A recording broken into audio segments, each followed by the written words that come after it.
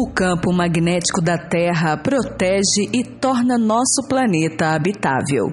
E a fonte deste campo magnético é o núcleo no centro do nosso planeta. Mas como os cientistas sabem de tudo isso e como fazem para estudar o núcleo da Terra? No vídeo de hoje você vai saber como isso acontece e como um estudo recente pôde explicar a idade do núcleo do nosso planeta. Mas antes, incentive meu trabalho deixando seu like e compartilhando esse vídeo e se inscrevendo aqui no canal. E aproveite também e conheça o meu novo canal através do link na descrição. A humanidade, ao longo de sua existência, enfrentou muitos desafios, travou batalhas, conquistou terras e chegou no espaço onde poucos puderam chegar. Mas existe um lugar em nosso planeta onde nunca estivemos e que provavelmente nunca poderemos chegar: no centro da Terra. Apesar de toda a tecnologia que possuímos, ainda é impossível chegar a mais de 6.000 quilômetros abaixo dos nossos pés. O buraco mais profundo que já criamos na superfície foi de 12 quilômetros em um projeto criado por soviéticos na década de 70, chamado de Poço Superprofundo de Kola, que atualmente se encontra abandonado, mas no passado foi um centro de pesquisas movimentado no território da antiga União Soviética, que tinha como objetivo entender melhor a crosta terrestre. O interior da Terra é dividido em 3 segmentos: a crosta, o manto e o núcleo. A crosta terrestre é onde vivemos e é a camada mais externa sólida da Terra. Existem 2 tipos diferentes de crosta: a crosta oceânica, fina e pesada, que está sob os oceanos, e a crosta continental mais espessa, que é mais leve e está sob os continentes. Esses 2 tipos diferentes de crosta são constituídos por diferentes tipos de rocha, e esta é a camada mais fria da Terra. A crosta é quebrada em diferentes pedaços, chamados placas, que flutuam no manto abaixo. O movimento no manto faz com que os pedaços da crosta se movam e se choquem. A espessura dessa camada varia de 5 km sob os oceanos e 70 km sob as maiores elevações da Terra. O manto é a camada intermediária da Terra e muitas pessoas pensam nisso como lava, mas na verdade é rocha. O manto é sólido, feito de silício, ferro, magnésio e oxigênio. Embora seja um sólido, tem algumas propriedades como um líquido. Isso cria correntes de movimento muito lento à medida que a rocha quente sobe das profundezas e a rocha mais fria desce. Como essa camada está parcialmente derretida, ela pode ser flexível, mas se move muito mais lentamente do que o líquido. O manto estende-se por 2.900 quilômetros desde a base da crosta. A temperatura diminui no manto à medida que se afasta do núcleo, e isso faz com que o manto pegajoso quente suba em direção à crosta, onde esfria e cai de volta para o núcleo. E este movimento é um exemplo de convecção. E o manto contém cerca de 68% da massa da Terra.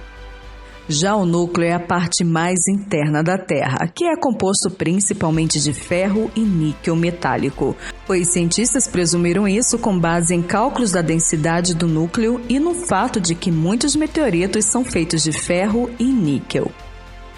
E esse núcleo é dividido em 2 zonas diferentes. O externo, que é um líquido, por conta das altas temperaturas que derretem o metal e tem uma camada de 2.200 km de espessura, e o núcleo interno, que é sólido, embora sua temperatura seja mais alta do que o núcleo externo.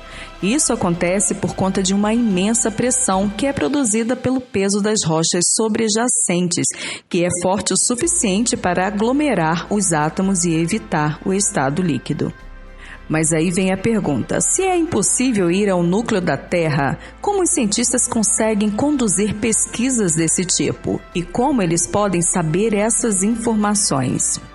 A resposta é através de dados sismológicos, que é quando ocorre um terremoto, através do campo magnético e outros cálculos teóricos. Sendo assim, eles conseguem ter uma noção do tamanho real e da composição das regiões inferiores do nosso planeta.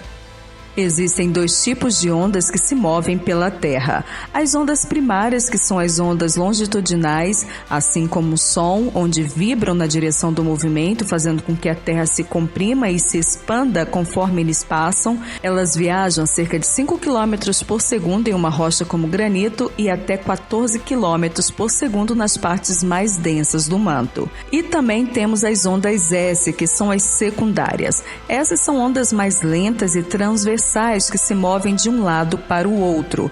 E ao contrário das ondas primárias, elas não podem viajar através de um líquido. E é por isso que esses dois tipos de ondas são essenciais para a compreensão do núcleo da Terra.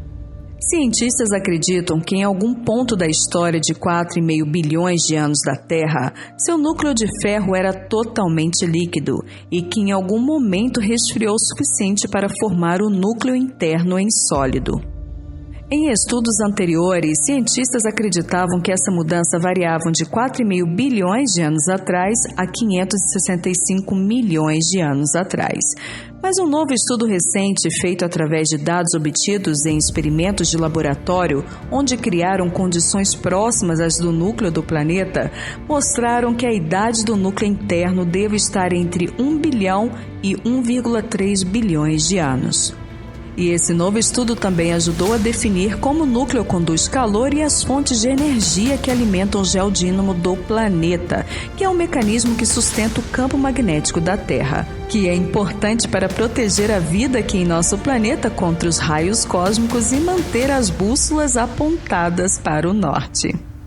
E para fazer isso, os cientistas pegaram uma amostra de ferro e aqueceram com lasers, e depois esmagaram em uma bigorna de diamante. Foi um processo demorado de 2 anos, houve muitos erros, fracassaram várias vezes, mas não desistiram e, por fim, conseguiram medir a condutividade elétrica e térmica da amostra, que estavam sob 170 gigapascal de pressão, que é cerca de 170 milhões de vezes a pressão atmosférica ao nível do mar, e temperaturas de 3.000 Kelvin. As pressões no núcleo externo variam de 135 a 330 gigapascais no limite externo até o limite do núcleo interno, enquanto as temperaturas variam de 4.000 a 5.000 Kelvin.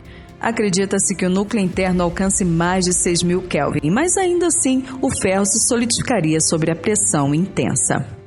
E ao medir a condutividade na amostra, eles descobriram que era de 30 a 50% menor do que o que seria necessário para a estimativa de idade de 565 milhões de anos para o núcleo interno, sugerindo que o geodínamo foi mantido por 2 fontes e mecanismos de energias diferentes. A convecção térmica, que é gerada por flutuações de temperatura, o que pode ocorrer em um núcleo totalmente líquido, e a convecção composicional, no qual os elementos mais leves liberados no limite do núcleo interno se elevam através do núcleo externo líquido, criando movimento. Isso mostra que no início o geodínamo era mantido apenas por convecção térmica. E que atualmente os 2 tipos de convecção estão presentes no núcleo da Terra, contribuindo igualmente para o geodínamo, desempenhando um papel igualmente importante. E através dessas informações, os cientistas puderam ter uma estimativa mais precisa da idade do núcleo interno do nosso planeta, que é quando a Terra esfriou o suficiente a ponto do núcleo interno se solidificar. E esse estudo cai perfeitamente com uma mudança no campo magnético datando de 1 a 1,5 bilhões de anos atrás, onde mostrou que houve um grande aumento na intensidade do campo magnético por volta dessa época, segundo os registros fósseis, que bate exatamente com o novo resultado desse estudo, que mostra que o núcleo da Terra se solidificou entre 1 bilhão e 1,3 bilhões de anos. Mas existe um mistério que envolve 565 milhões de anos atrás, onde análises de rochas também mostraram que houve uma alteração no campo magnético neste período, onde ele enfraqueceu muito, com cerca de 10 vezes mais fraco do que a magnetosfera atual da Terra. E uma curiosidade, houve uma extinção em massa de organismos primitivos que ficou conhecido como a extinção final da biota ediacarana, que foi a primeira extinção em massa do planeta, que ocorreu por volta de 542 milhões de anos atrás, segundo datações fósseis. E alguns cientistas levantaram a possibilidade de que essa extinção possa ter acontecido devido a esse enfraquecimento no campo magnético, que fez com que a radiação cósmica atingisse a superfície. É claro que houve outros períodos de instabilidade magnética e que não estão ligados a eventos de extinção. Porém, um período muito longo do campo magnético fraco poderia sim ter causado essa extinção. Bem, esse é mais um dos mistérios de vários outros que existem e que os cientistas tentam desvendar. Não é fácil saber o que acontece exatamente no interior da Terra ou o que aconteceu há bilhões de anos atrás, mas é extremamente importante essa busca. É necessário para compreendermos o funcionamento do nosso planeta e do que está em torno dele. Afinal, precisamos dele para viver. Então esse foi o vídeo de hoje, espero que você tenha gostado e se gostou, compartilhe, deixe o seu like, se inscreva no canal se você for novo por aqui e deixe sua opinião nos comentários sobre o assunto de hoje. E quero aproveitar e te convidar para conhecer e se inscrever no meu novo canal, onde abordo notícias sobre eventos naturais e acontecimentos importantes que ocorrem aqui no Brasil e no mundo. O link vai estar na descrição e no final desse vídeo. E quero também agradecer aos meus apoiadores pelo apoia.se e dizer que é extremamente importante a ajuda de vocês aqui no canal. E por isso sou muito grata sempre. E se você também gosta desse trabalho e quiser contribuir, o link vai estar na descrição. Um grande abraço aí a todos, obrigada mais uma vez por me acompanharem até aqui e nos encontramos no próximo vídeo. Tchau!